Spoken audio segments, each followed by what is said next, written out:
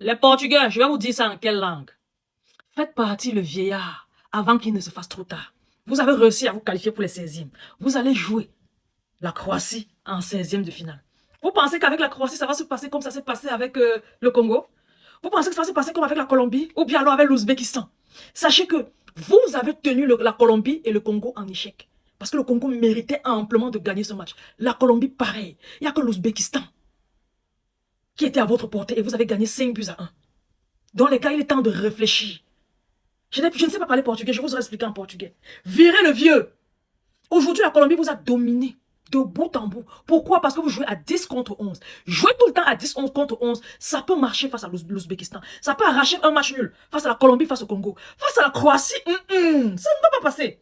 Ça ne va pas passer. Même si tous les dieux dorment chez vous la veille et quand vous réussissez à passer face à la Croatie, qui sera votre adversaire en 8e? Parce que l'écart, ça sera probablement l'Espagne.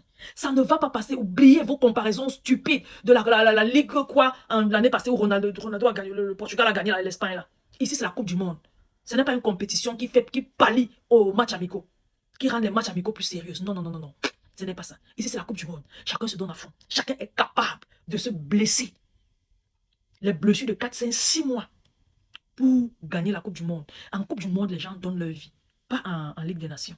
Bon, oubliez la comparaison. Il est grand temps pour vous d'ouvrir les yeux, de vous réveiller, de comprendre.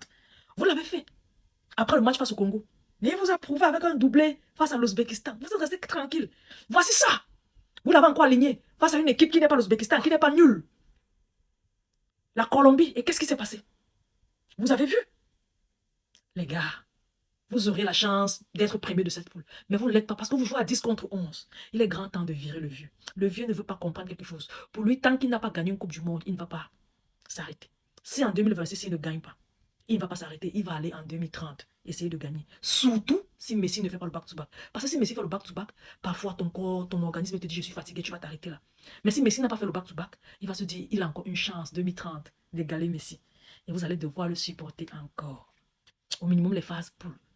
Aujourd'hui, vous jouez à 10 contre 11. En 2030, vous allez jouer. Toi, tu joues. Chaque joueur joue pour lui. En 2030, chaque joueur va jouer pour lui et va care about, va se préoccuper du pépère qui est derrière. C'est un peu comme si tu es sur le terrain du football avec ton grand-père. Tu joues, mais tu regardes derrière, voir si le vieux a un problème. C'est aussi simple que ça. Du coup, tu n'es pas 100%. Du coup, vous ne serez pas 10 contre 11. Vous serez à 9 contre 10, contre 11. Donc, il est grand temps pour vous de partir. Il ne va pas partir de lui-même. Il ne va pas partir de lui-même. Même si Zidane 2016 l'arrive, le coup de tête sur un gamin qui aurait dit Pépé va te reposer. Il ne va pas comprendre et il va toujours rester, il va toujours essayer, il va toujours forcer. Messi turlupine dans sa tête, ça turlupine. Messi, Messi, Messi, Messi. Et tant qu'il n'aura pas gagné une Coupe du Monde pour penser pouvoir s'asseoir, pour penser rêver pouvoir s'asseoir à la table de Messi, il va continuer. Et qui dit un Ronaldo qui continue en sélection, dit un Portugal en méforme. Ronaldo ne peut pas prendre cette décision-là. Chassez-le. Si je connaissais le portugais, j'aurais dit chassez-le en portugais. Je ne peux pas dire ça. Chassez-le. Un point, c'est tout. On va vous dire ça comment? Oh. Je n'aime pas Ronaldo. Je ne supporte pas le Portugal. Parce que Ronaldo est madrilène. Moi, je suis barcelonaise. Du coup, je n'aime pas Ronaldo. Je n'aime pas le Portugal, par ricochet.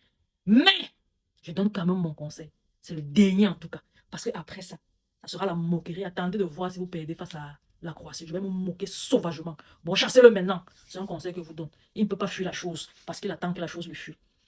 Non pas parce qu'il attend que la chose lui fuit, parce qu'il pense pouvoir égaler le greatest of all time. Il a tort. Les gars, partagez la vidéo maximum. Laissez vos différents avis à propos de ce pépère qui nuit à João Neves et sa clique. Laissez vos différents avis en commentaire, surtout abonnez-vous à la page. Je vous aime beaucoup. On se dit à la prochaine. Bye bye.